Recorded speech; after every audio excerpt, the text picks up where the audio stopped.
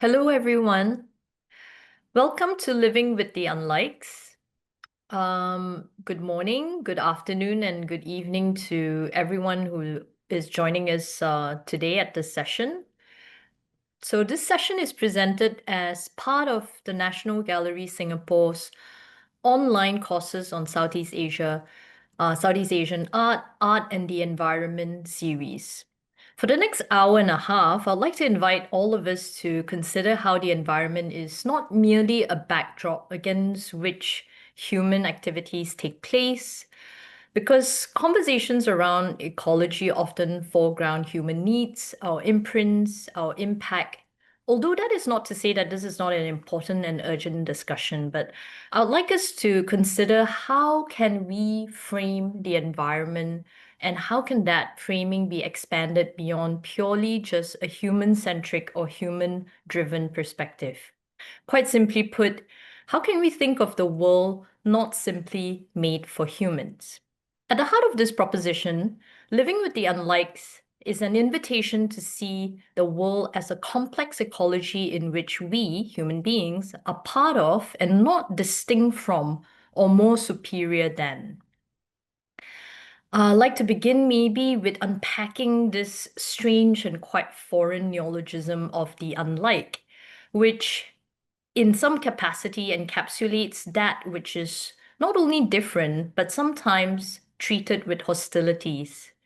Living with the unlike suggests a sort of symbiotic relationship or kinship where different species can engage in close long-term interaction.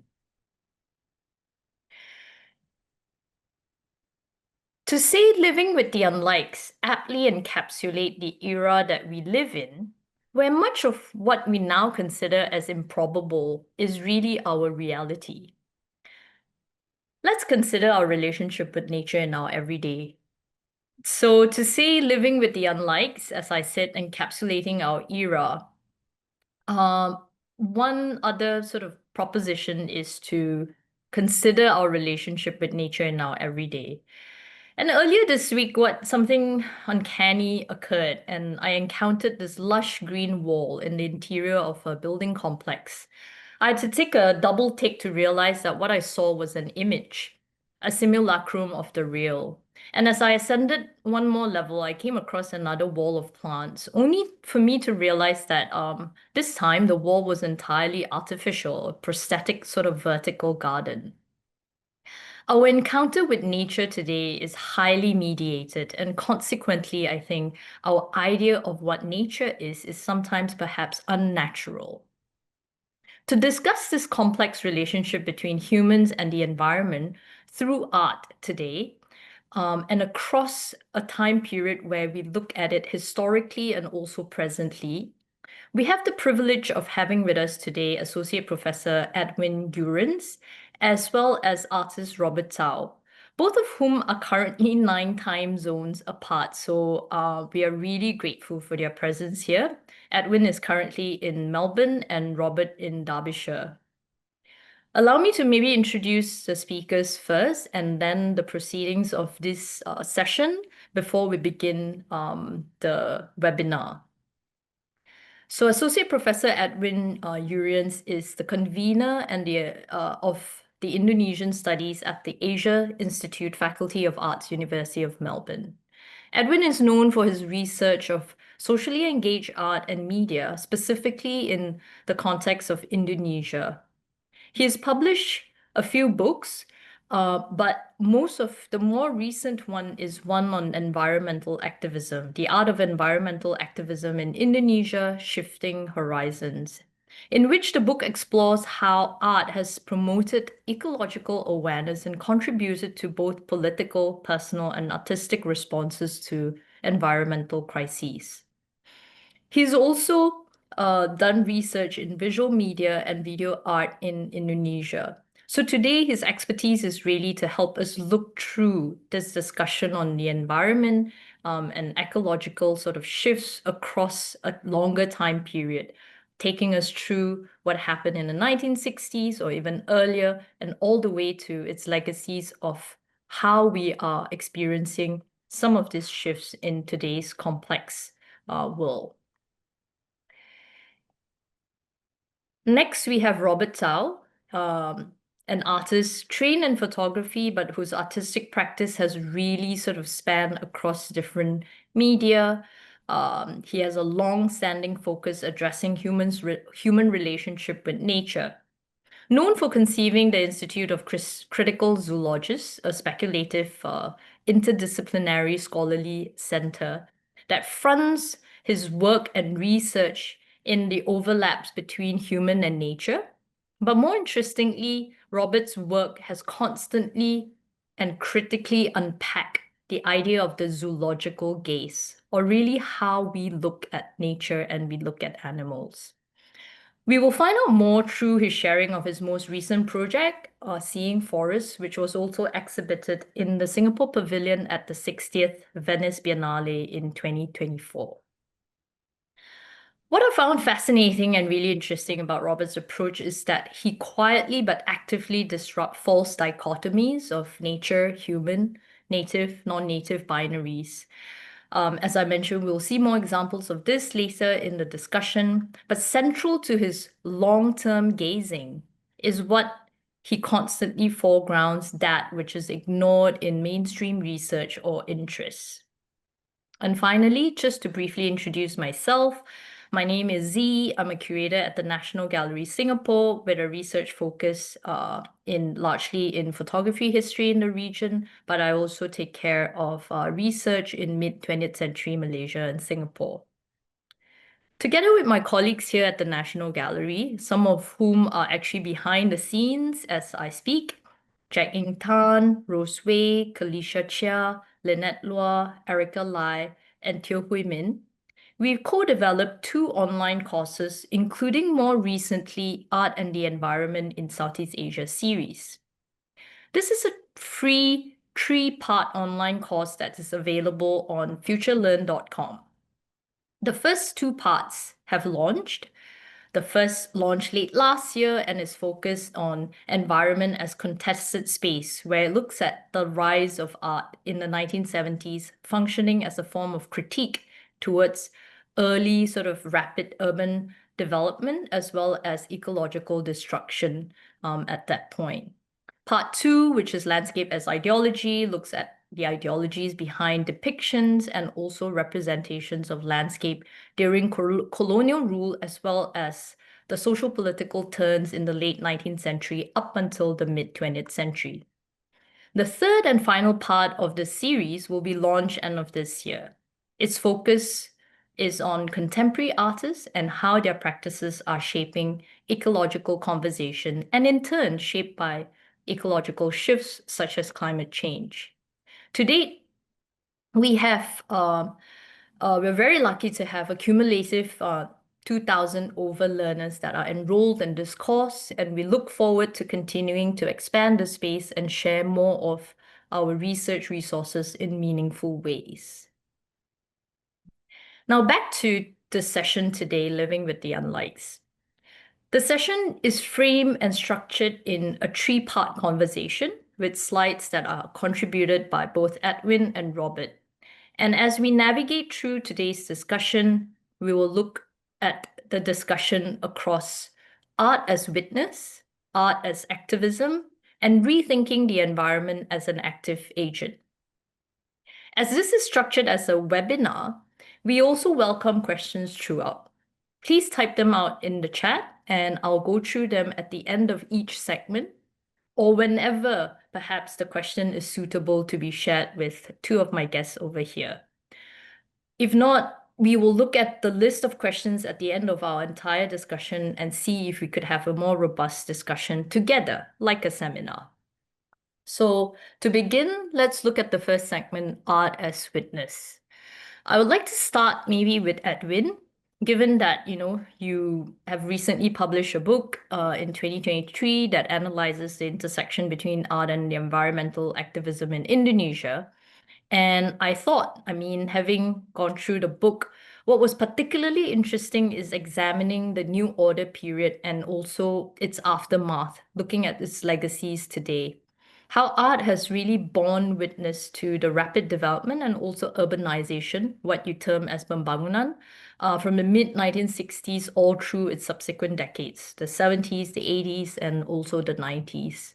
Perhaps you could help us understand how the witnessing might really begin from maybe an earlier period in Indonesian art history.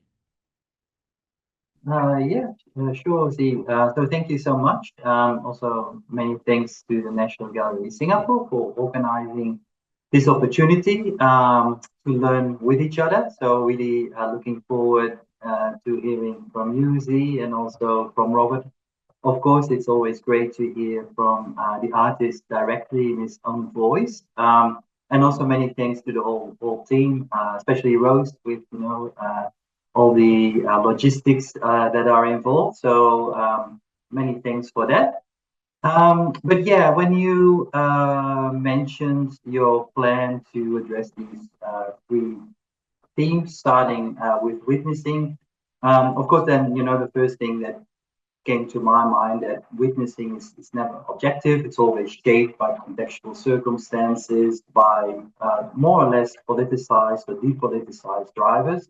So then the question, of course, is not so much what is being witnessed, or not only what is being witnessed, but also how and why this witnessing is taking place. So yeah, I thought a good starting point could be this landscape painting. So why modern landscape painting? Well, I think it's an important starting point of modern painting tradition in Indonesia, which at that point in time, under Dutch colonization, was called the Dutch East Indies. And artists from Europe came to the archipelago in search of inspiration, either as individual wanderers, travelers, adventurers, or as members of the colonial administration. And some of them also became teachers who introduced locals to new art materials and techniques. Now, this landscape painting has been retrospectively been referred to by some as the beautiful English style or more English style in Dutch. As critics have also pointed out, of course, this is a problematic label in itself. It's very generic. Sometimes being attached to any type of landscape painting from that period. And that would obscure, of course, individual biographies, motivations, skills. And I think that's especially what, some of the art historians now try to examine in much more detail. In our chat before this seminar, you mentioned Alexander Supatono, for instance. There's also a PhD thesis that was finished this year by Aminuddin Thea Siriga in Leiden at Leiden University. So they will be able, to give much more detail about the individual artists and their work. However, with my own interest in contemporary art, I think it's significant that for many of the contemporary environmental artists that I also mentioned in my book, they really use this label as an important point of reference, and not directly in connection to this early art, but in the way it has been used by a very influential nationalist and what could be considered, who could be considered father of socially engaged art in Indonesia, Sindu Dasono Sujoyono. So yeah, just I think this reference to Sujoyon and the beautiful Indies is significant because it demonstrates that these contemporary artists not only refer to the real life environmental destruction as such, that you also mentioned in your introduction, the real world, but also to the very crucial role in image making and other forms of discourse in the politics and our everyday interactions with nature, including its destruction. Another example is the book Bali, A Paradise Created by Adrian Vickers, who also refers to the role of film and literature and tourism posters going back to the early 20th century, the creation of Bali, the image of Bali as a paradise on earth. And one of the media in this mix of image making is indeed landscape painting. And it's also demonstrated, by the popularity of this type of painting still today in tourist centers all over Indonesia. So, yeah, contemporary environmental artists, of course, acknowledge the strength of art in creating public awareness, but they also point to forms of complicity in facilitating destruction, biased and harmful approaches to nature. So really, this notion, the role of representation, I think, is crucial. That's something that's crucial in the environmental humanities, but it's also really where the role of artists comes in. Yeah, can I still? I'm conscious of time. Can I still continue with? With going to the specific example of Wakudi, so one of these artists who has been labeled as a representative of this beautiful indie style. There's been others, Abdullah Suryo Subroto, for instance, or Mas Bernardi or Basuki Abdullah. Sujoyono mentioned or labeled these works Mooi Indie or Beautiful Indies in condemnation of the absence of social political engagement in this type of art. Yeah, we can see where he comes from. So if we look at examples of what has been labeled his style, then indeed, we could see there's idealized representations of tropical landscapes, seemingly untouched by human intervention, depiction of rice fields, palm trees, mountains, subsistence farming. So really this type of tropical paradise. Also, the perspectives that are being used are significant. So panoramic views with distant horizons, where details of the human cost and also the environmental impacts of the colonial plantation system in particular have been left out of sight. And we can also think of it, and this has been highlighted in a study by Susie Brodsky that I also use a lot in my research. We can also see this linear perspective itself as objectifying the landscape and confirming the centrality and the stability of the Western viewer. And with that, with all of this, it can present nature as an object. It objectifies nature, which then can also lead to further, not just exploration, but also exploitation. And also naturalizing and historicizing any of these radical changes to the environment as well as to local communities. Now, I mentioned the study by Brodsky. She also refers to some really interesting connections between this colonial landscape painting and the medium of photography that emerged during those times, and also the practice of making maps, cartography, with a lot of overlap in terms of their functions, in terms of the people who were involved in creating all of these.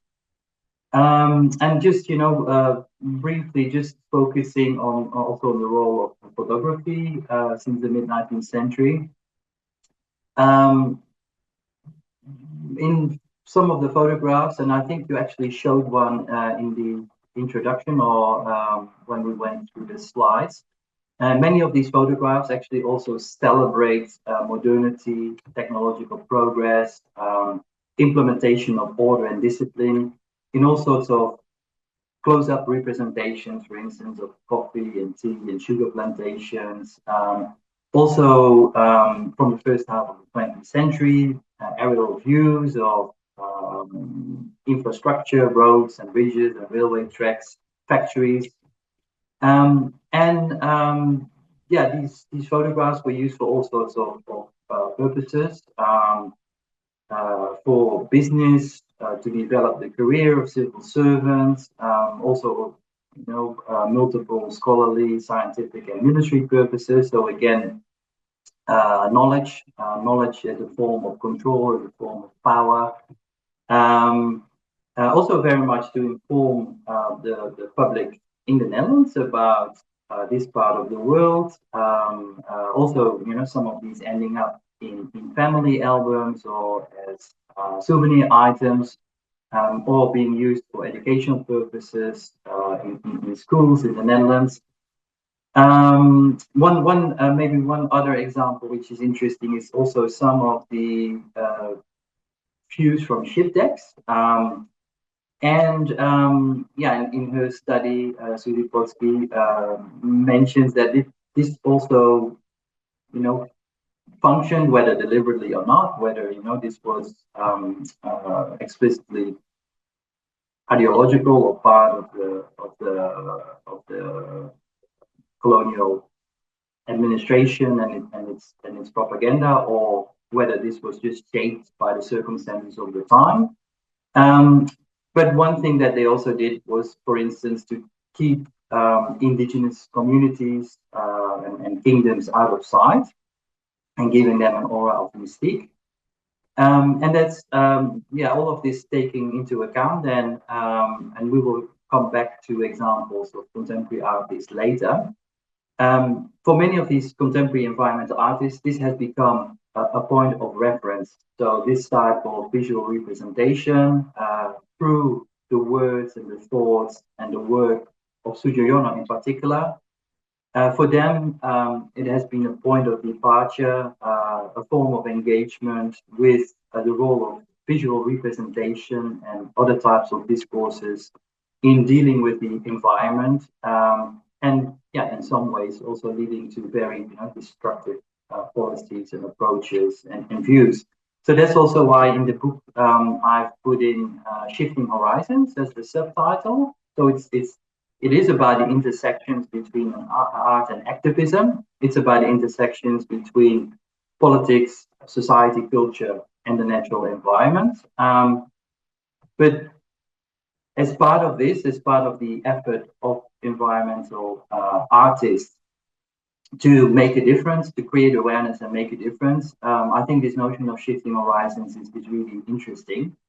And we will come to some specific examples in this hour and a half. But just very briefly, we can think of, if we have distant horizons and linear perspectives, and not much detail of, what's happening on the ground, of real people, or real impact on the natural environment through the colonial plantation system.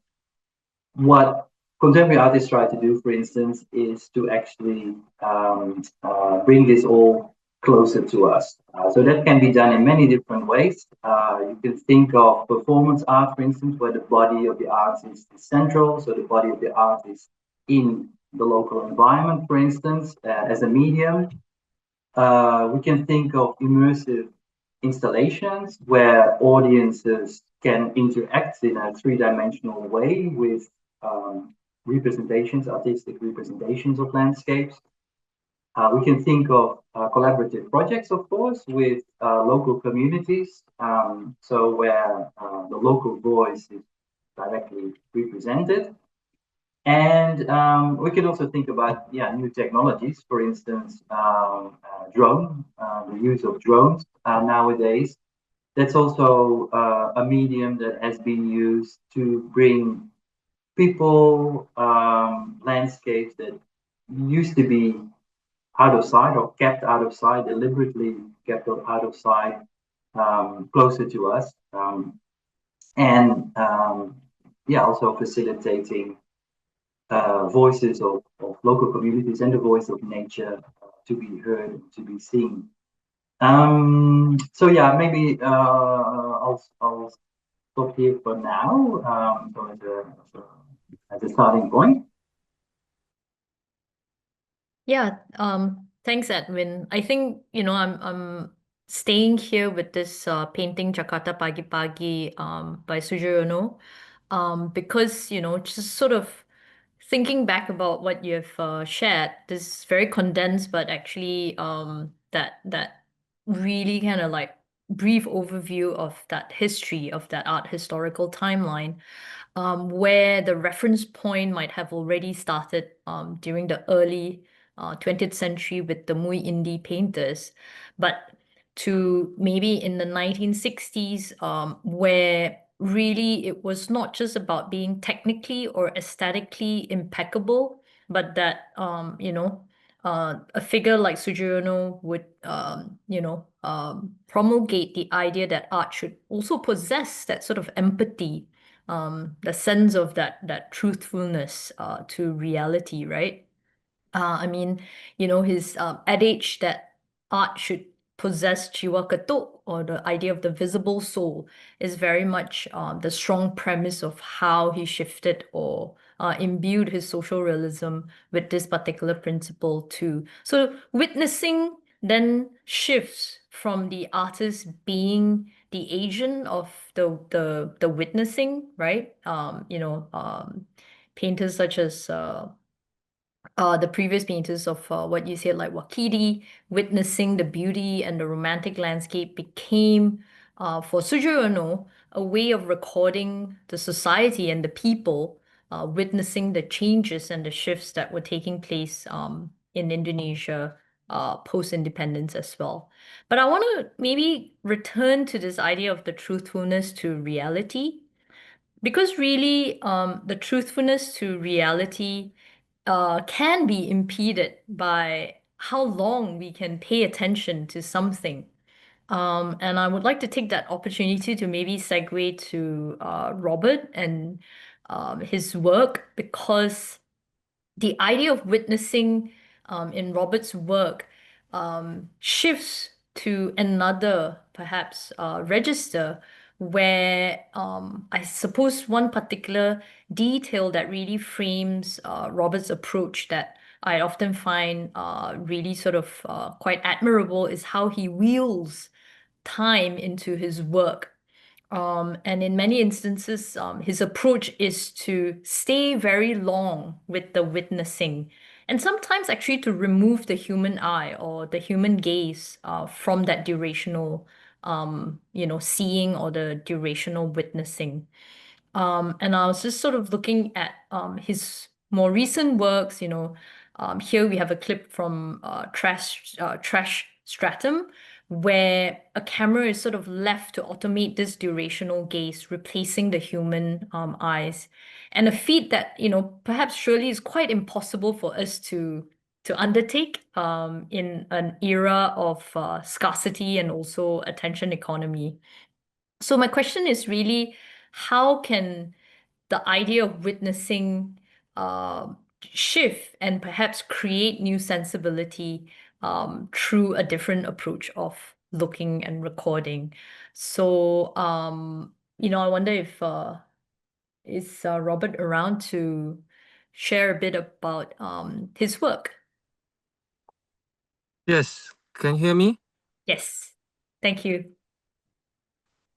Yeah. So hi everyone. Thanks Ziying and Edwin for opening up this talk, and it's really great to be here. Just want to make sure that everyone can hear and see me properly. We can Yes. hear you, but we can't see you, I think. Oh yes, we can see you now. Okay. Um.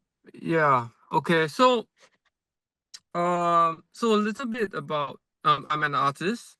And I work primarily in Singapore, and the works today I'm going to show you is kind of my works that I'm kind of am interested in Singapore and also kind of around the regions that I visited recently. And I'm calling from Derbyshire now, which I'm doing a residency, and which maybe if I can share about it a bit later.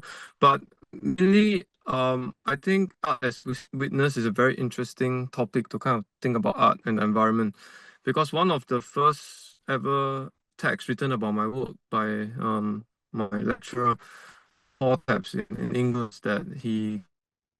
Oh, we might have lost Robert there, dialing in from Derbyshire. Um, Sorry. oh Uh, wait, you're still where do here. you lose me? Yeah, We where do you? missed you maybe about 5 seconds ago. Yeah.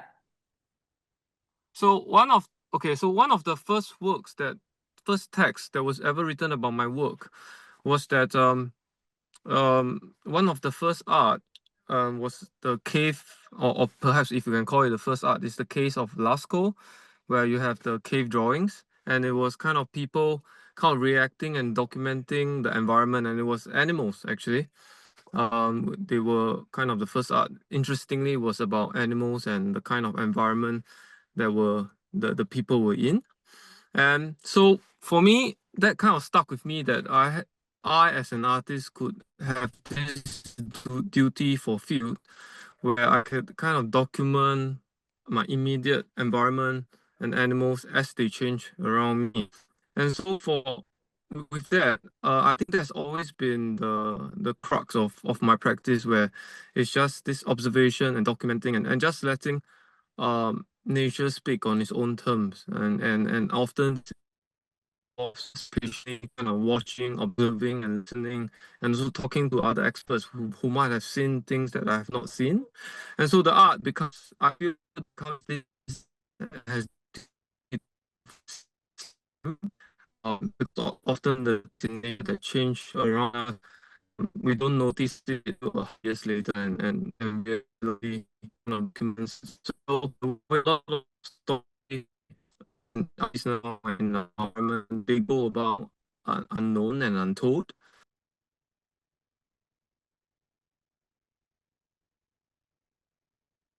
Robert, we've lost you there. Okay, perhaps, yeah, we apologize. The technical glitch is really trying to, take on this ambitious task of getting three of us together across different time zones. And Robert being in, I suppose, the countryside is not particularly germane for a good internet connection. We will catch him if he's back. Robert, let us know whenever you're in. But the conversation is really quite fluid, so we can also yeah, I don't know if he's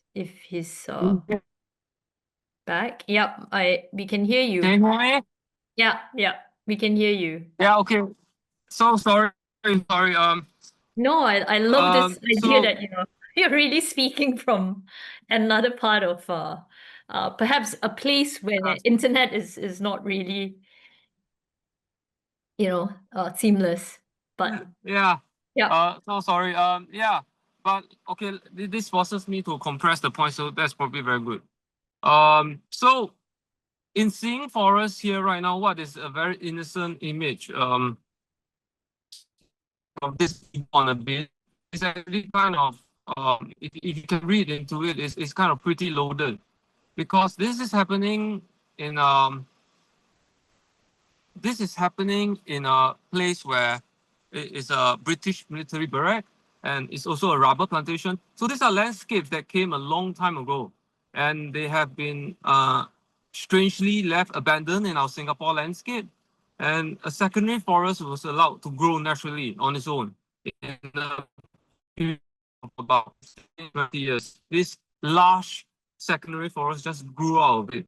And inside, because it's such a young forest, it also have ruins of recent ruins of the British military, the Japanese World War, the rubber plantations from the 1800s, and everything is just kind of buried in different layers of the soil. And today, what we have here are the plants that grew out of it. And this, although these forests are everywhere in Singapore, we kind of as a landscape, we are familiar with it, but not much is paid onto it, because precisely they are regrown forests, and politically or socially they are a forest that is not preferred to kind of a primary forest, a virgin forest. This forest has been kind of new and grew of our ruling is undesirable. One that can just kind of disappear, or it can be developed into housing or kind of urban lands. So in this forest, I realized that secondary forest a new kind of wildlife or animal has kind of emerged that can cope with these stresses that are in a bit that's not pristine. So creatures kind of adaptable, kind of live in this very deep situation. So I kind of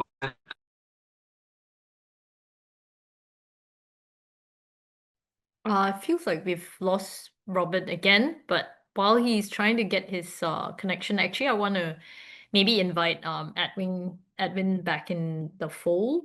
And sort of talk about this idea of the non-objective witnessing, which you raised right at the start. I also caught this other word that you use, which is this idea of the complicity.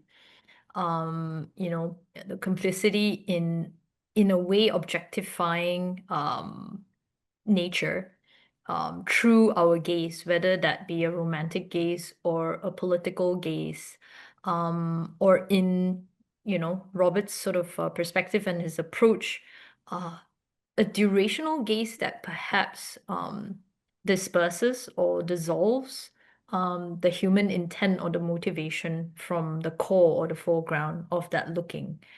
So I want to actually ask the question about intent, perhaps, whether or not the idea of the intent in witnessing is something that truly, important in the way we assess how artists sort of look at something today. And in your opinion, having sort of like done this extensive research, of that idea of witnessing across different times, I wonder what you might add to this question of the intent or the motivation.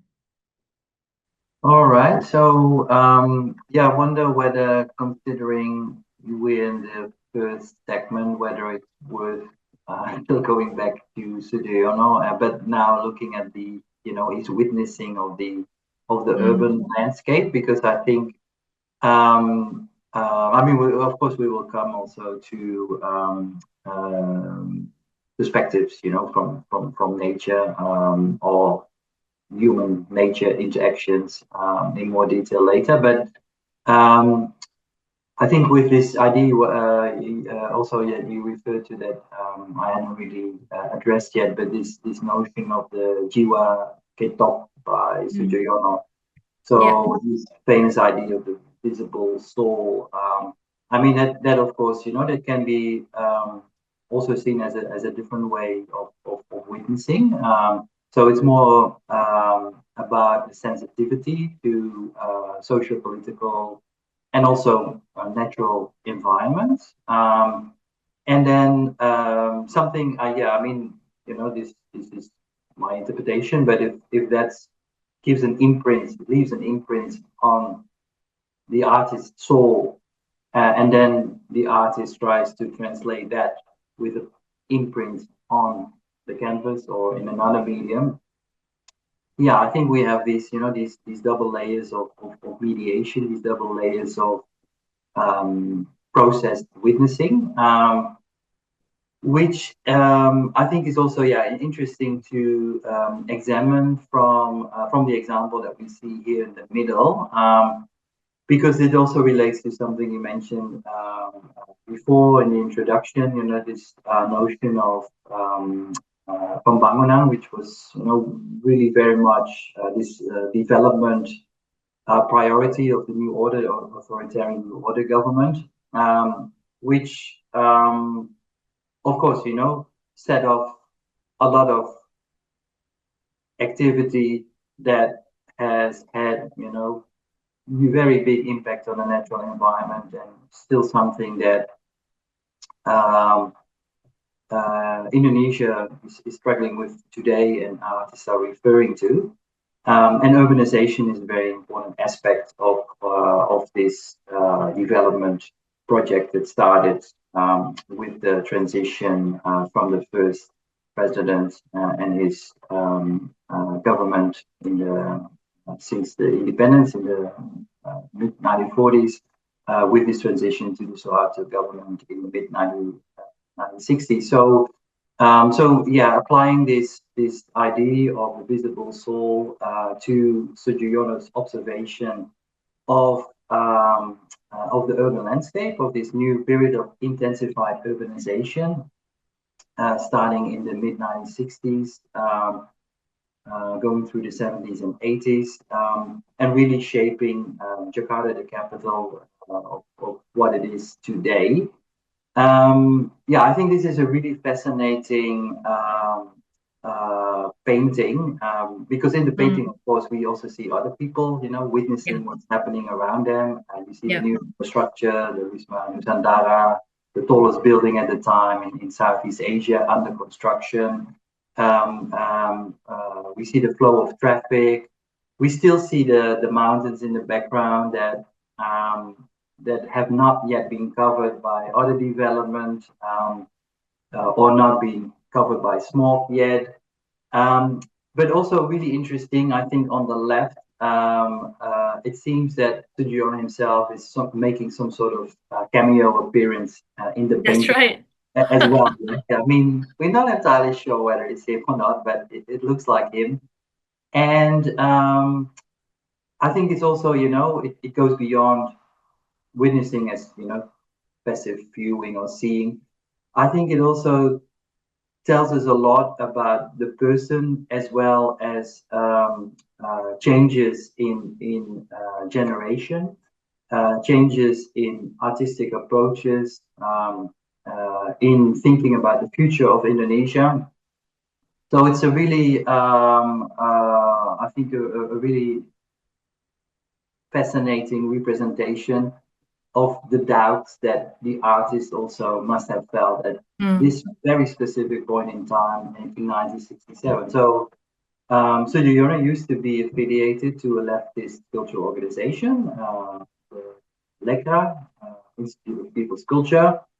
He even was at some point a member of parliament for the Indonesian Communist Party. Now, as we know, both were banned after 65. Some of his, his ex-wife and his son were in prison because of their affiliations to leftist cultural organizations. He himself escaped imprisonment, and also, he wasn't put in exile, so he could continue his work, but it must have been a very confusing time for the artist, considering his past affiliations, but at the same time, also what is shown in one of his other works in particular, which refers to this generation of 66. He also showed admiration for the spirit of this new young generation of activists, of students, who were dissatisfied with, the quite what they felt as a stultifying cultural climate as well, from the 50s and 1960s. And he admired the spirit of this new generation. So again, something that is implied by, this type of witnessing in this painting. But yeah, of course, he didn't endorse what happened after that with the emergence of this very authoritarian regime, in which creative freedom of the media, freedom of expression was very much curbed. So I think this painting, in terms of witnessing, tells a lot in many different ways. It's the infrastructure, its modernity.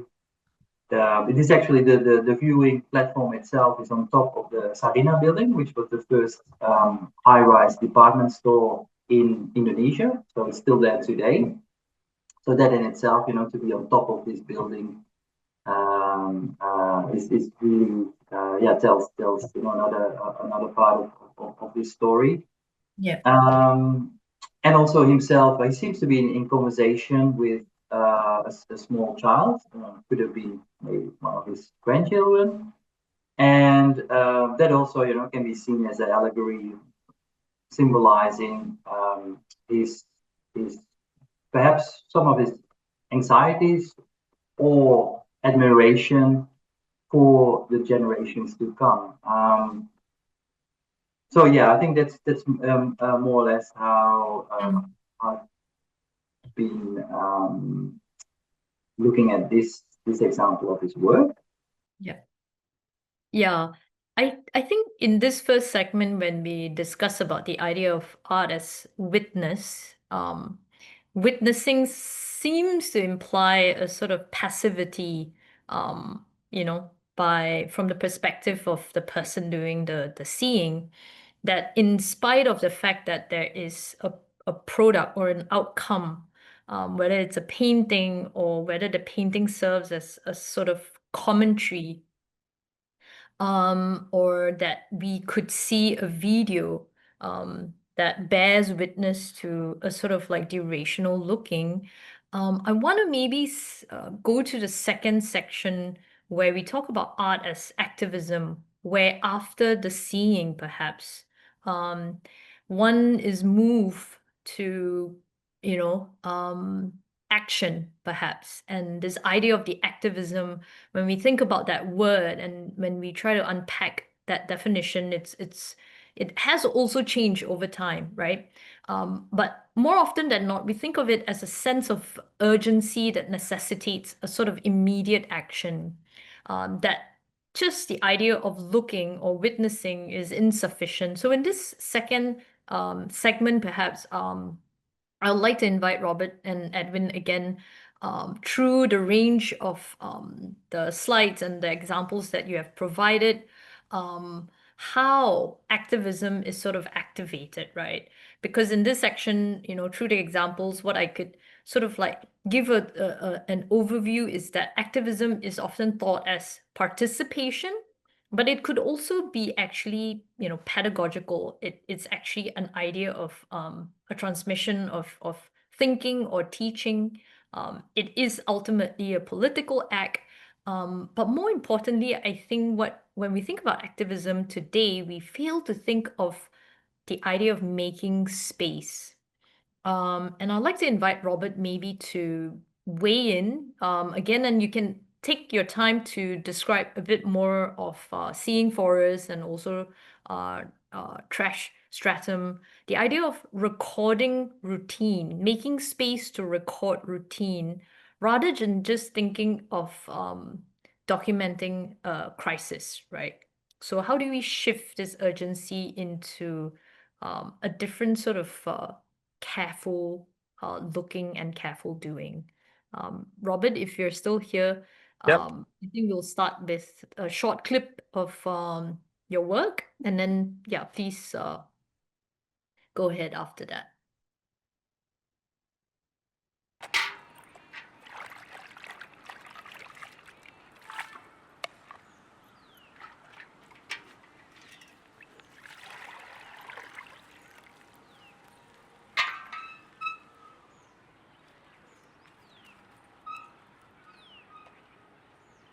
Okay, hi.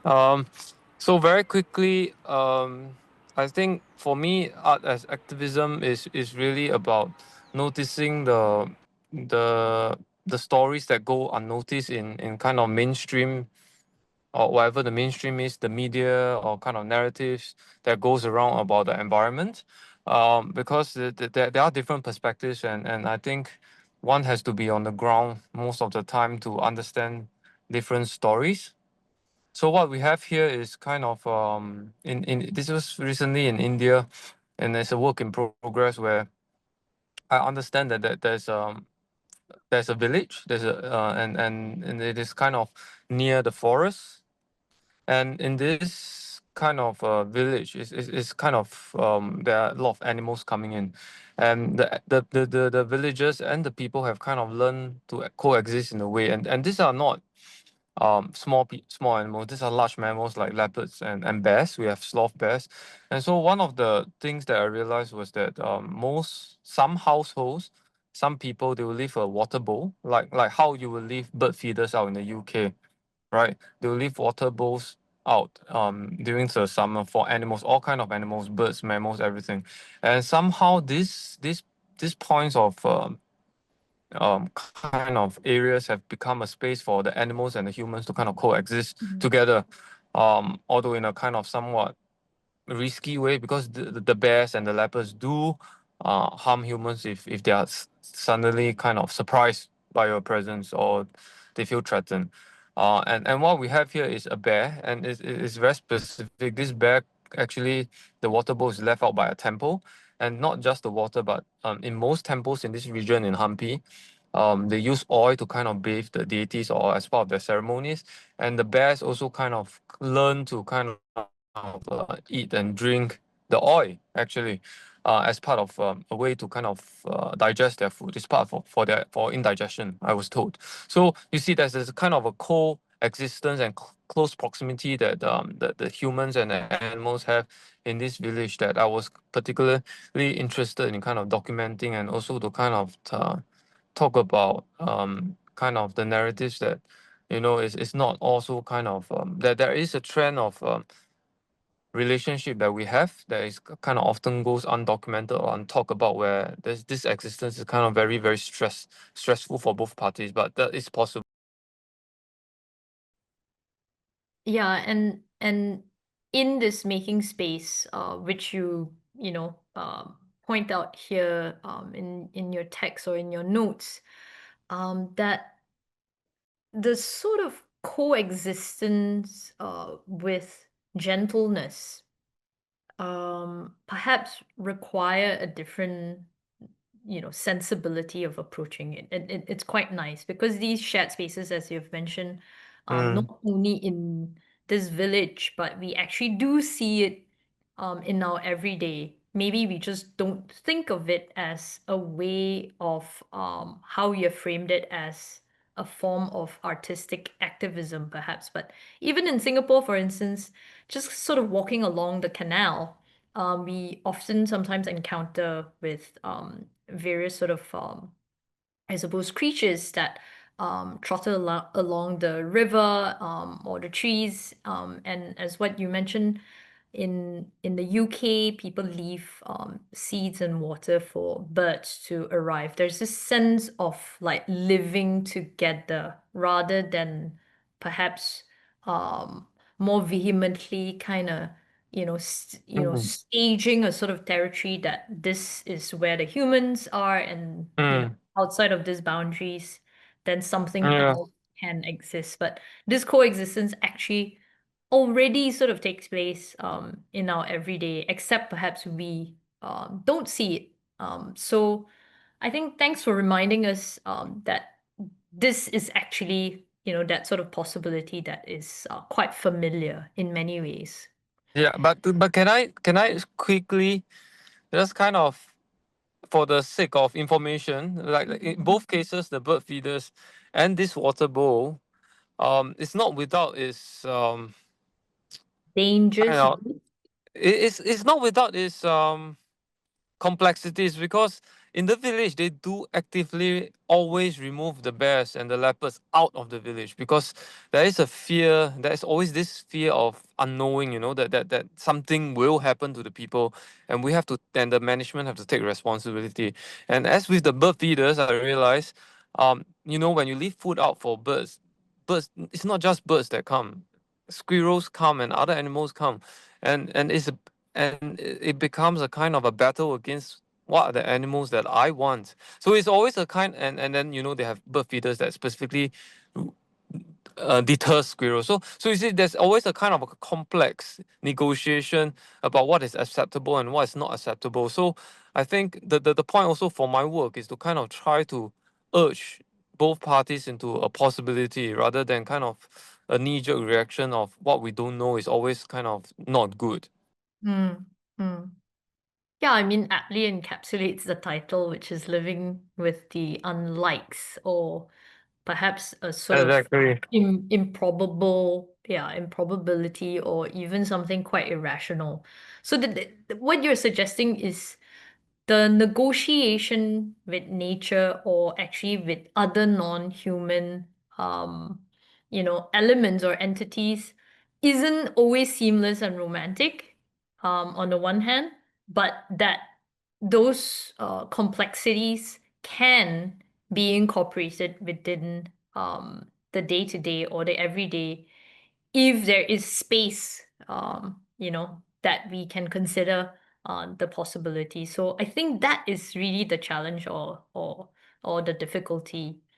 Um, before maybe we get to a bit more of your work, Robert, if you don't mind, I want to like invite Edwin to re-enter and think about the making space together, but from maybe a different perspective, because earlier as I started this segment about activism, um and coming from the segment of witnessing is this transition perhaps of um the passive to the active, and in the two kind of examples that Edwin is about to share, it's really talking about a different sort of I suppose active reclamation of a space. So it's not just making space, it's about taking back or reclaiming what is been taken away by modernization, urbanization, and whatnot. So, Edwin, maybe you want to walk us through your two examples before we return to Robert about thinking about this making space, because he's just spoken about how the coexistence could happen, but not without its complexity. And I think you're about to enter the space where these complexities are actually more real and more urgent. Yeah. There's so many things that come to mind listening to Robert. So yeah, no, yeah, I'll just stick to my example. But yeah, I mean, this whole notion of making space and notions about slow time and I mean, it has everything to do with the representational dimension that I started the presentation with. So yeah, there's a lot of questions now coming to mind, and anyway, that's maybe for later. But yeah, let me just run you through. And talking about space, of course, an example of land reclamation, is also really nice to philosophize about in more detail. But this is, very real. So there has been probably one of the longest environmental activism campaigns in Indonesia. Has been the so-called For Bali movement. So this stands for Forum Bali Tolak Reklamasi, or the Balinese Forum for Rejecting the Reclamation. So this has been going on since 2013, and they protest against the land reclamation plans for tourism and other development purposes in the Benoa Bay in Bali, south of Bali.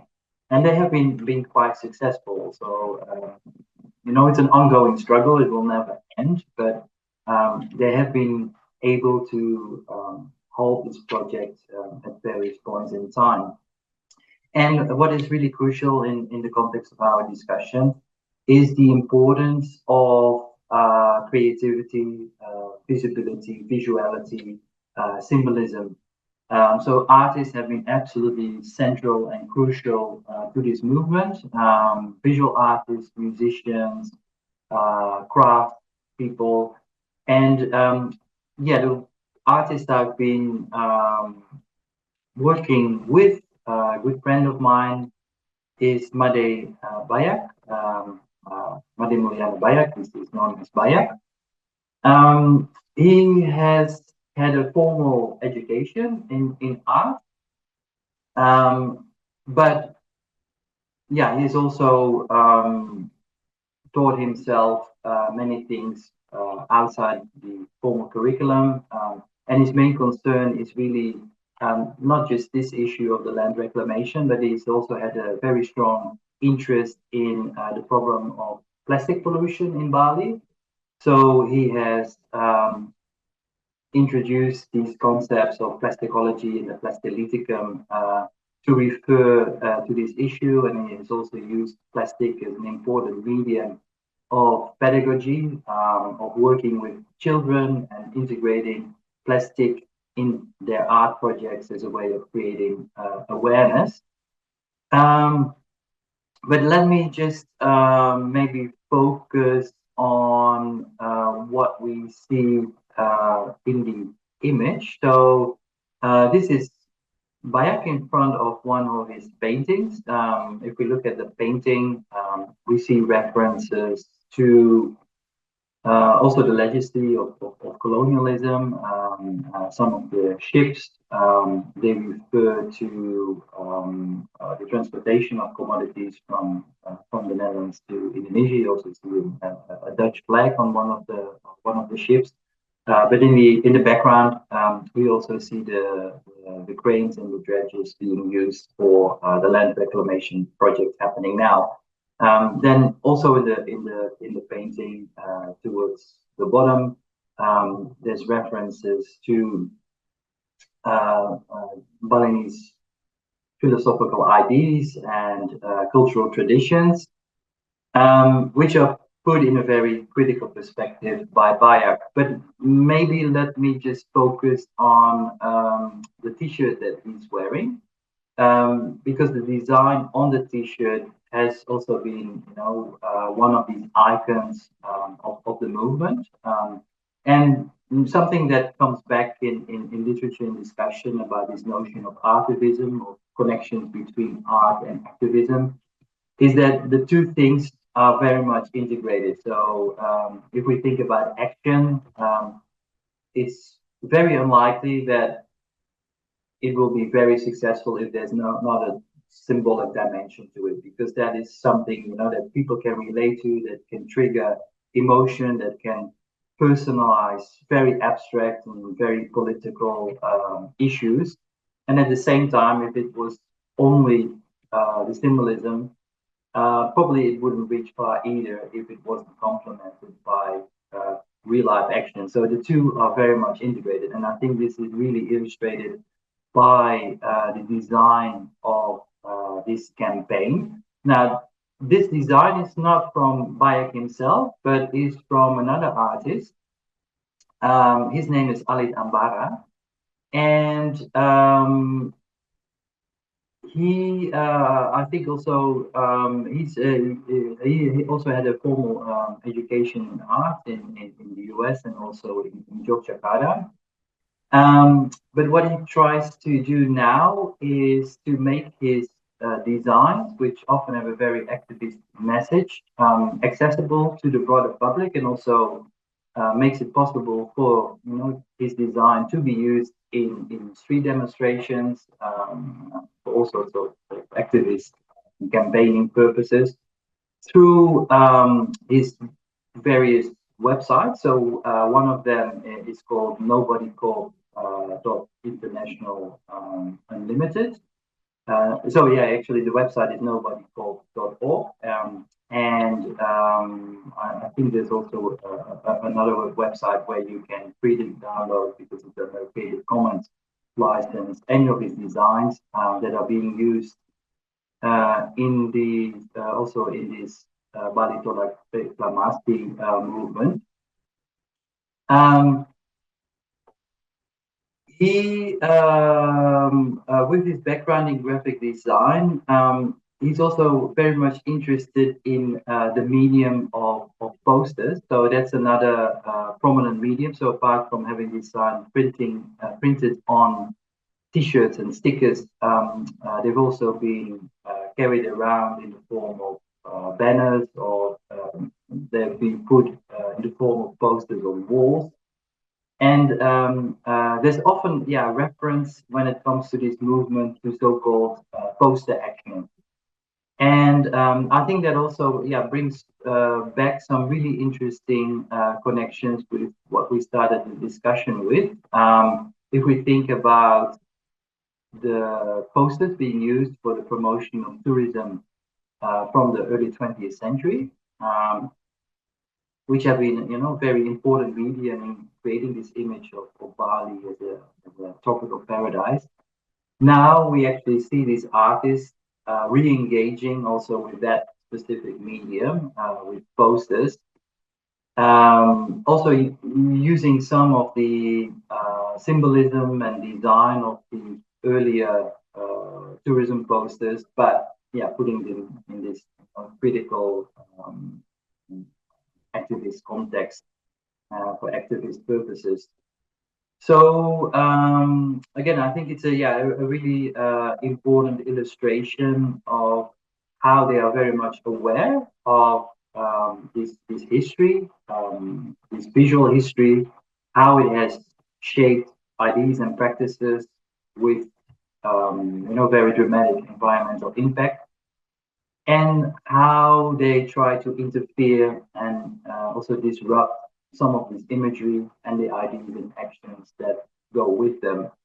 So maybe, yeah, But that's there's just something really quite, I suppose, not only instructive in the way the graphic design or the poster designs are, but that it's familiar, isn't it? The visual language is quite familiar. So it doesn't really obscure. It just illustrates, in fact, the sort of tensions or the ideas that it wants to talk about quite easily, right? yeah, and yeah, and the other work is not visible. It's not very much visible in this image, but the work that's behind him, he has actually also integrated a painting in the beautiful indie style that he bought from a local tourist shop, and then modified with text and modern buildings and pollution. So that's another example. Another a third one would be in some of the work in which he uses plastic.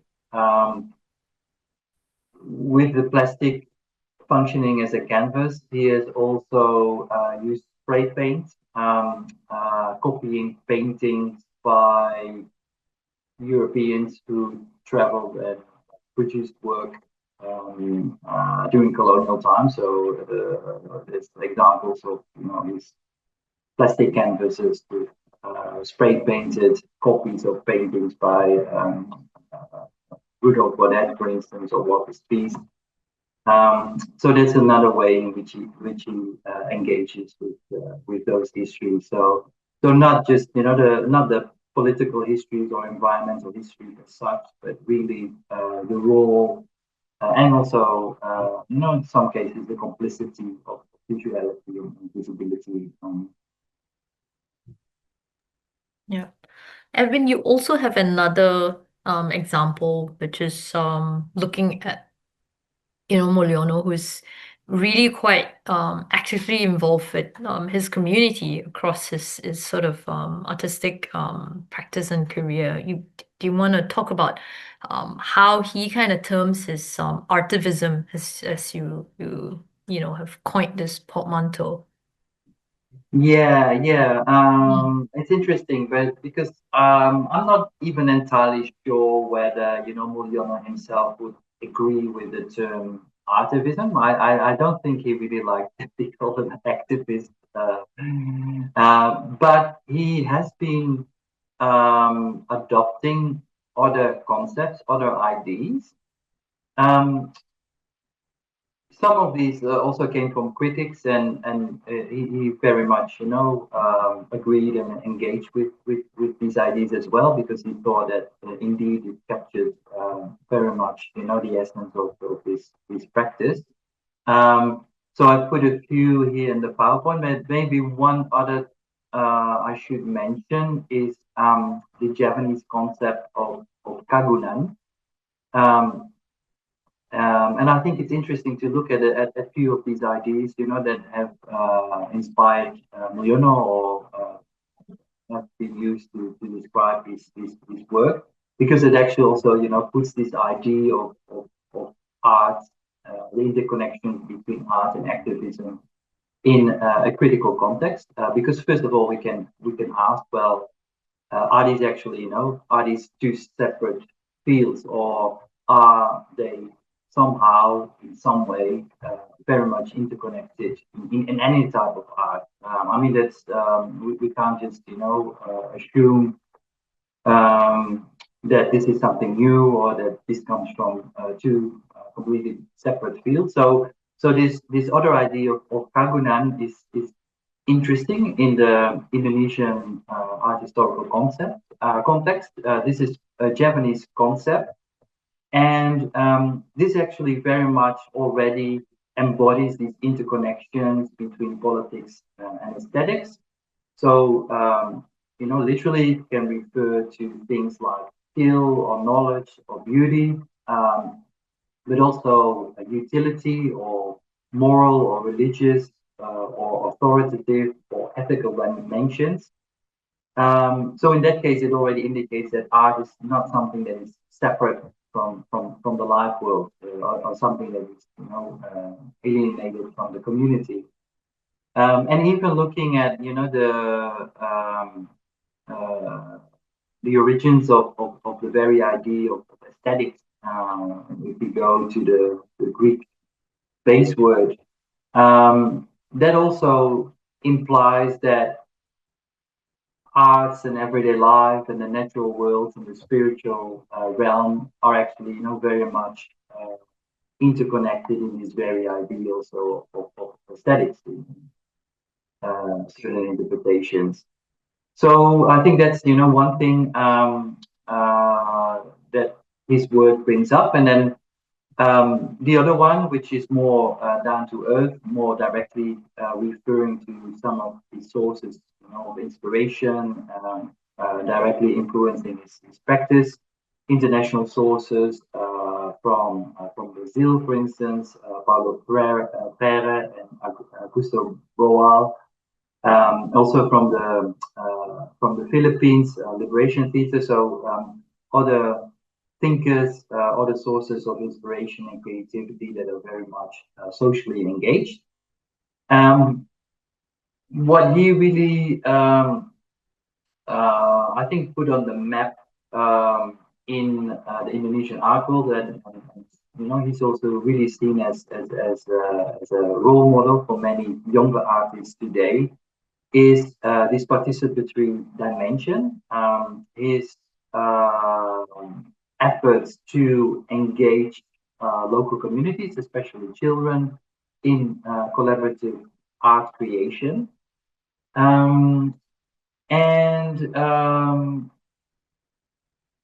He has traveled to many different places, from Aceh in the west to West Papua in the east. Many of his projects, and I think the one that is in the image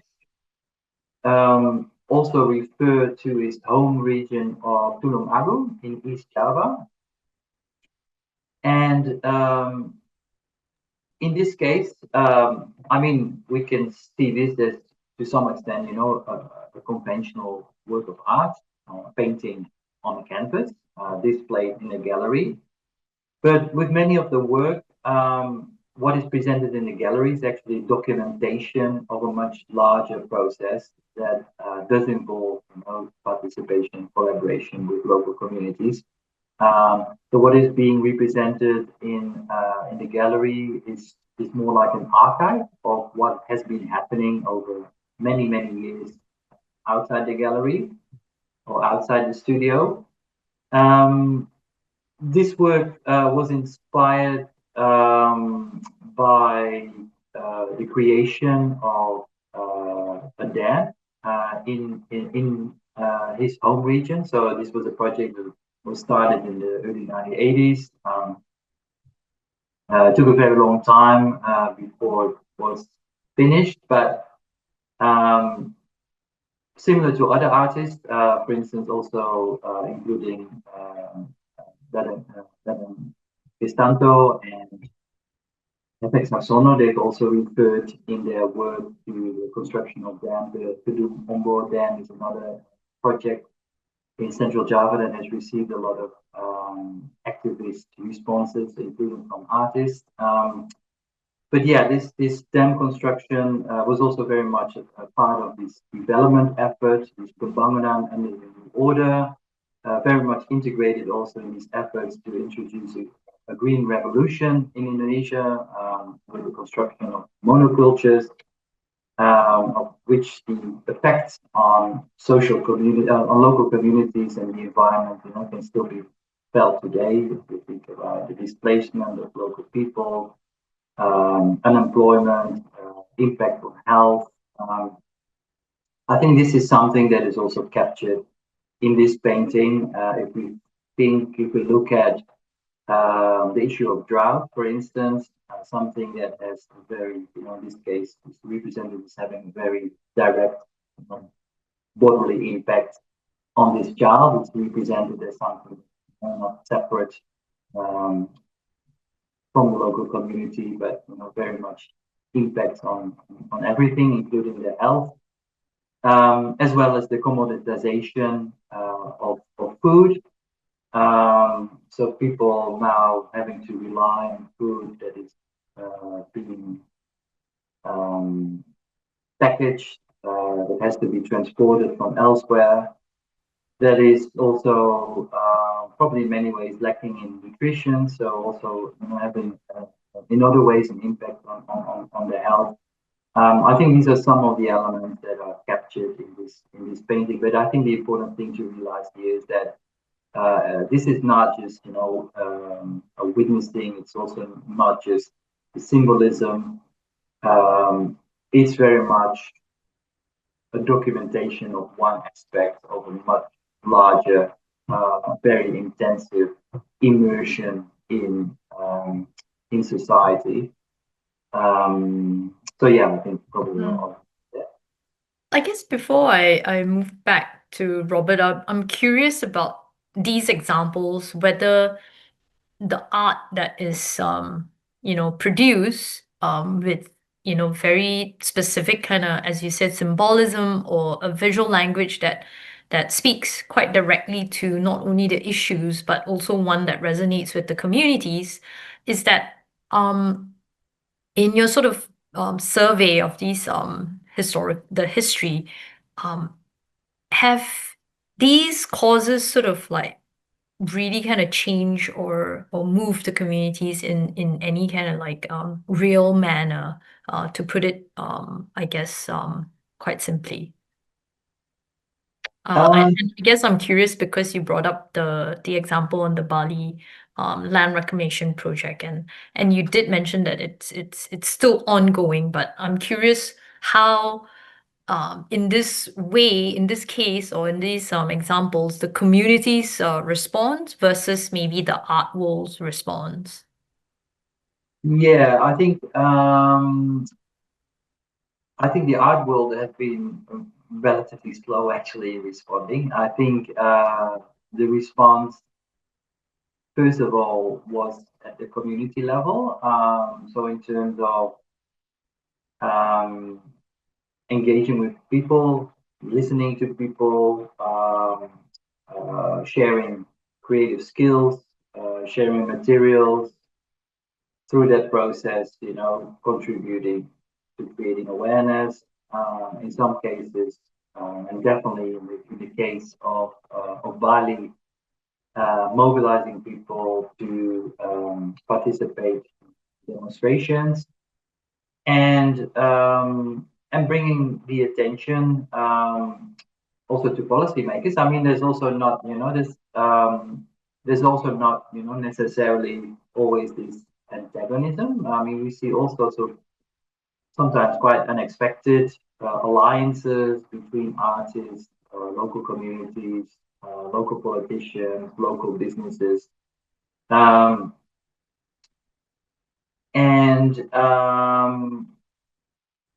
Yeah, there have been examples of concrete results in terms of policies being overturned, in terms of cleaning activities of something we may come back to later. For instance, in the case of West Java, cleaning of polluted rivers being conducted through alliances with artists and local government and even the military also getting on board. But I think, yeah, we should also be realistic and be careful in terms of, the expectations we can have in terms of, what the artist can or should do and can or should achieve. I mean, I think foremost, um, I would, rather focus on this realm of Mm. image making, Yep. visuality, Mm. because in the end, if it comes to environmental issues, yeah, it has to do with politics. It has to do with changes in thinking and behavior, Yep. and that can only be stirred through imaginative, creative, critical Mm. examples that can indeed be set by artists. So I would rather, if it comes to activism, of course, there's the practical dimension. Of course, there is can be the real life impact. But I think, yeah, foremost and very crucially, this is, the space where artists can come in. And Yep. I think this is also where we can be critical about what they are doing, whether it's, consistent with the practice, whether it's consistent with what they are saying. Uh, I think, yeah, I think to keep that in perspective Yeah. is important. Yeah, I guess perhaps observations from what you've both shared is one, there's also a risk or a danger of expecting artists to take over the role of the policymakers, or things that may require shifts that do come from top to bottom. But Yeah. the other important point perhaps in looking at Mulyono's work, and also Madhibaya, is the fact that the art does not serve merely as an object or an artifact that lives in the museum, but that Yeah. it becomes a sort of perhaps archive of the struggle, and documenting the events that took place, and communicating the sort of people or the communities kind of like resistance or dissatisfaction to a particular issue. And that particular archive, the idea that this archive is living and constantly sort of like being shaped by artists, is quite an important point. Yeah. And maybe, yeah, very quickly, if I may add one more point. I mean, the other thing they can do, and definitely are very good at, is mediating between different Mm. parties. And going back to the art um, as more than an object, I think the performative dimension of any of their art objects is also crucial. And it also includes their own body as performance artists, because I think it's through these performative dimensions, regardless of the specific medium, it's, I think that's what triggers these connections. Yeah. So it has to be, there has to be a presence, whether it's a person, whether it's theater, whether it's music, whether it's a banner or a poster. But it's that kind of performative dimension by it also being put out in the open, in public, on the street, um, that can create this connection, and can have this mediating function, and can fulfill an important role in bringing people together who otherwise, may not never speak to each other or may not be aware of each other, let alone Mm. know Mm. anything about what they stand for, or what their challenges are. Yeah, thanks. Yeah, I really like this importance of maybe what also comes out consequently, or adjacently, rather than just the direct resolution of the crisis or the struggle, right? So now I'll return to Robert in maybe inviting his views and thinking of how art might also intervene or resist through that reframing. And but before that, we also have a question from someone in the audience, Siu Ching. I'll just read very quickly. It's quite a long question, but I'll try to summarize and maybe invite Robert to reply, because it's directed to you. So Siu Ching asks, how has the idea of gentle activism, which you brought up earlier, been pursued further? And making a work about the locals who engage in interspecies care with wildlife can seem hopeful, and the artist himself is aware of the complexities of the issue, but to use the label activism so easily ends up diluting the word and the practice. So how do you square with this idea of making a work about a community and leaving and then calling that activism? So yeah, it's a very direct and it's a very pointed question, but also an important one.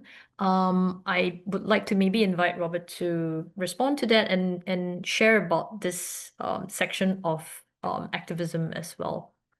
Yeah, that's a very good question. Thank you. I guess that's why I use quiet activism, because I feel generally my work isn't kind of doesn't achieve as much impact as most activists does. I think activists does a great job in in very specific areas and stories that they handle in.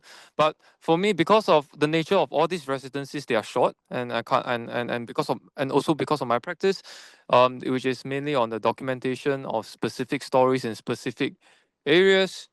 um and actually what I realized is, because I do have to kind of do work in these residencies and in different areas, um and in very short time, um i I kind of engage with very few local communities, because the things that I'm interested in is not really pursued on by a large community anyway. And they all vary so much, and each time what I'm sweeping and hoping for in my practice is to kind of collect that all these stories about nature emerging and surviving alongside close proximity to urban centers is not a specific Singapore phenomenon. It's kind of, as cities grow and as natural habitats disappear, nature has a kind of reaction that is global, that is not pegged to any situation or to any story, but in every country and every space, this story emerges very differently. So what I'm doing in after kind of the long-term observation in Singapore is to kind of realize these stories are kind of just and they are often almost always overlooked, like the bears in this village. Nobody kind of really wants them to be there, and actually, and they kind of are removed, and nobody would kind of even the conservationists feel it's a good idea to remove them, because you're dealing with real human lives that will be lost.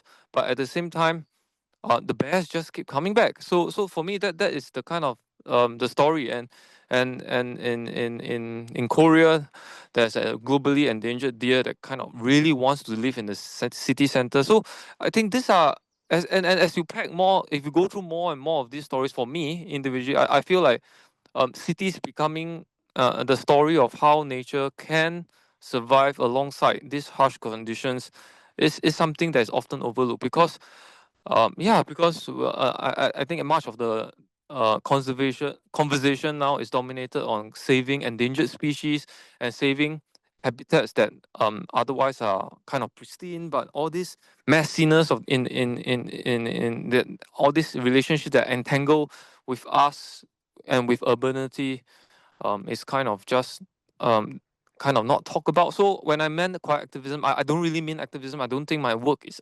activism. It's um kind of activist in any sort of way, but I'm just trying to push out a narrative that these narratives are important, as important as saving endangered species or in protecting pristine habitats, because so the kind of activism, or I wouldn't say activism, the kind of stories or the kind of the push of ideas that I want to have is that, these are things that are equally as important. And and because we inform our decisions, political decisions, based on what we value as important, especially in nature. So unimportant things like bears in a village or deers in Gangnam City, and so these are things that will never see the light of day to be protected or to be conserved. These are not important stories that we kind of are familiar with. So a deer becoming kind of used to the city, this will be nothing that we seen worthy or deemed to be kind of protected. But so that's the when I say I'm kind of trying to document this as a kind of protest on my own, to kind of just show that, if we don't look after these things that are developing with us together, we might kind of we just lose something totally right in front of us.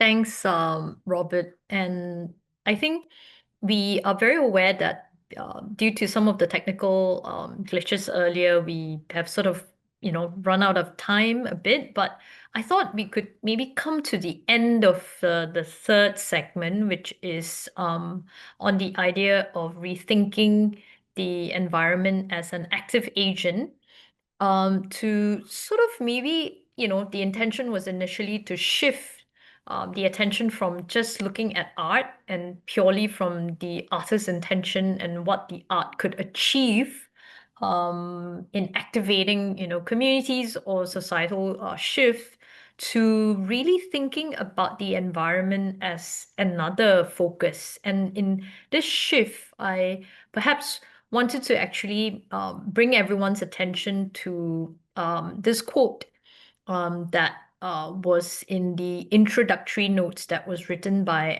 Anna Sophie Springer in Robert, Your Seeing Forests volume, where she quoted Indian writer Amitav Ghosh, that if I may just read very briefly, trees have inhabited Earth much longer than human beings, and their individual lifespans are in many cases far greater than those of people.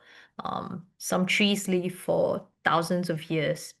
It may appear self-evident to humans that they are the gardeners who decide what happens to trees, yet on a different time scale, it might appear equally evident that trees are gardening humans.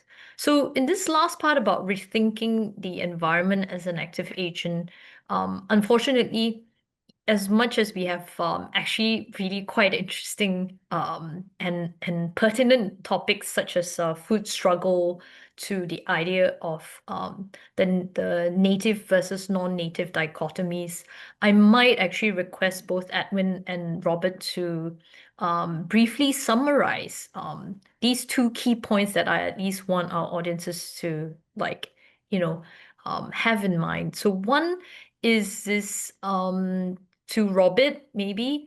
The question is to discuss briefly about the importance of narrative in nature, because one way of perhaps returning or allowing a different awareness or appreciation of agency is to think about who, what sort of narratives are being told and who is telling those narratives, right?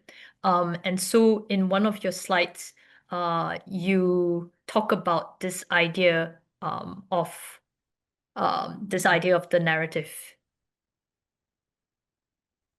Yes, like I think I covered a bit earlier on in the question, which I hope I answered, which is Okay. yeah. So I think the question which is the narratives that are kind of being talked about the environment is really what we understand of nature, and I hopefully I covered a bit of how sometimes when we value and what we value of nature, and science may not always be kind of the most objective voice in when we kind of talk about nature. Nature is in itself is voiceless. It kind of cannot speak, and um so I've and especially with trees and plants, they are just kind of voiceless. So when me as an artist come in, you come in to try to talk on their terms and try to understand what's happening on the ground, and every meter and every space is really different. It's like a person, they have their own stories to say, and we can't really be generic about narratives in different spaces, just like we can't be generic about human stories as well. So every space and I feel every space and every story has its own merit, no matter how small it is, especially with nature. A plant in the drain, a plant on the wall, there may be specific species, specific context that kind of has an unfolding around it. So, yeah, and for me, I feel like in my practice, or I think artists kind of who work with this, they kind of always pick out and sieve out all these very specific narratives that are kind of very intensely focused on very kind of narrow or things that fall out of the crack, you know, the cracks, and then the light comes in. So yeah, so that's, I think, in to sum up, I feel like there's always something unique about each uh, nature story, and it's kind of the way that it's living now, and how it's pegged to human history or human activity. So for me, I feel like the story of nature is as much as a story of human kind of modernity as well. So you try to, it's a very complex story, but it's one that kind of you need to talk about from various perspectives, and also not forgetting the perspective of nature as an active agent, where you know they can decide like, oh, you know, I want to live like this, I want to stay like this, and who are we to kind of say that no, you know, nature should be like this, nature should be like that, and you know, why is a secondary forest not as important as a primary forest when we have so much of it? It doesn't nature has its own decision making to kind of know what is good for it. I think in some cases yes, some cases no, but this is debatable. But as we can't generalize this with nature, so yeah, so this is kind of my sum up point as with all the slides and the stories that I try to bring out today. This is kind of the point that I kind of am going at this point of my career. I mean, my at this point of my practice, this is Yep. kind of what I'm concerned with. Thank you. Thank you, Robert. And you know, Edwin, I know you have a few more sort of quite interesting, diverse examples, but I thought we might end the session before we invite a few more questions, if there are any, for you to maybe talk about the Japrut performance, because it really is a nice way of tying everything that we've discussed, which is the interdependence between us, you know, as humans or as artists with our surroundings, whether it's nature or, you know, man-made. There's almost this psychic interdependence between these elements. And I thought you might sum it up with the discussion of Japrut. Yeah, sure. Yeah, I think that's really the issue. You know, if we talk about the unlikes or the other than human or more than human, and we also look at the agency of nature, then of course the problem comes up.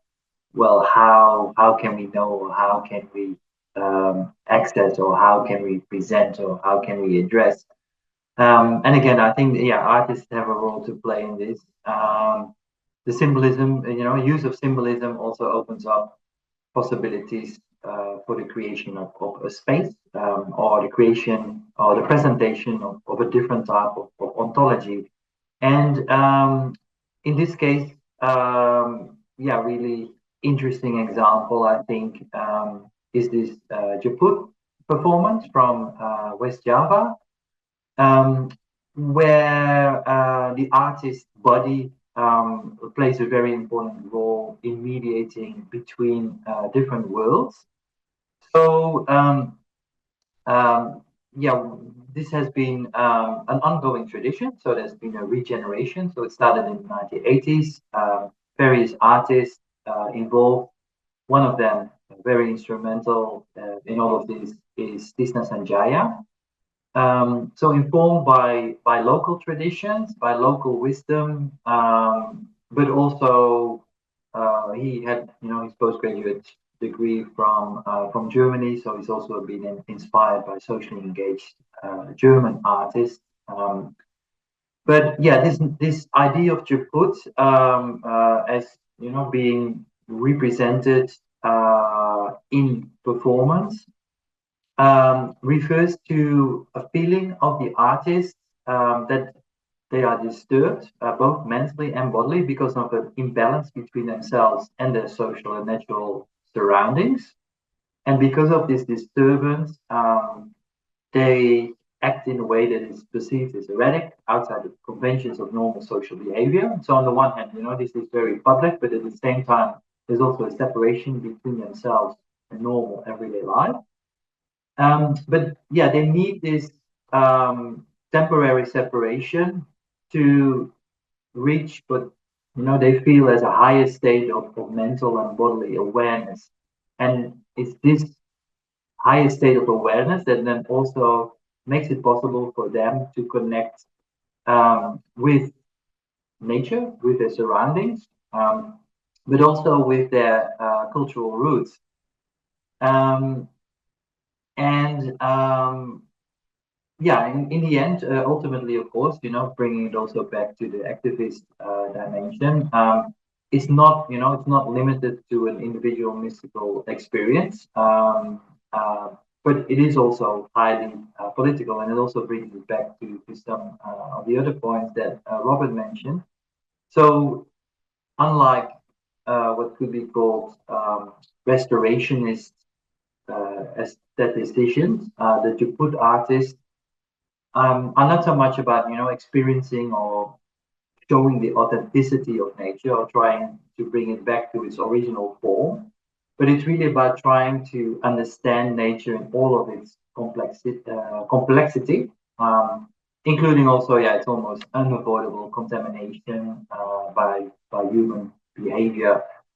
And I think, yeah, I mean, another, interesting dimension of this is that socially engaged art is, often associated with Yogyakarta, but in fact, West Java, Bandung also has a long tradition that goes back to at least in the 1980s with this performance art, which is still there today. So Tisna himself, the group around him, but also younger artists. Still engaged in this type of public performance. Yeah. Thanks, Edwin.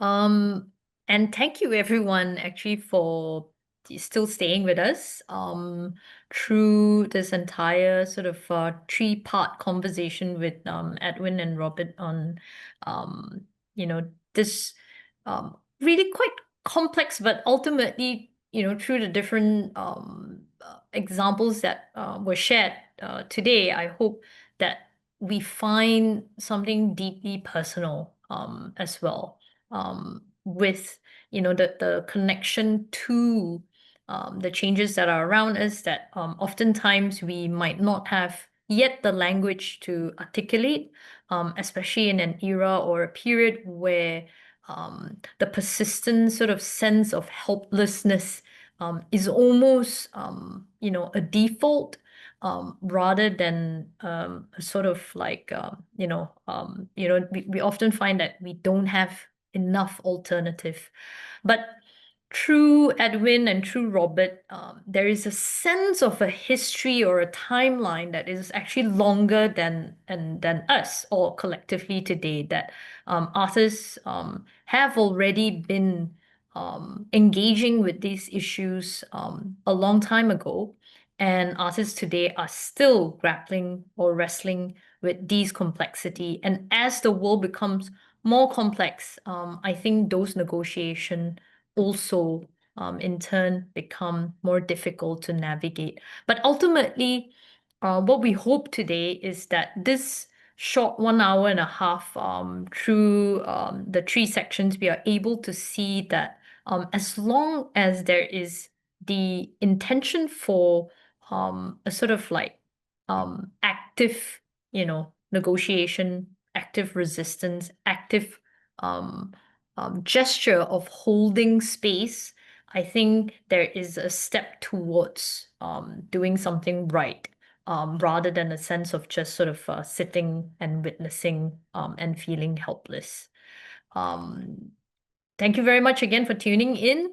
I wanted to maybe end the session by saying that to dive deeper into some of the talking points today, particularly the kind of longer historical timeline that Edwin had very kindly shared with us today, we would like to urge you to actually check our online courses on Future Learn again, where part 1 and part 2 take the learners through this particular moment from the 19th century to the sort of mid-20th century, all the way to the 1960s and 70s, where it covers many of the examples that Edwin has shared.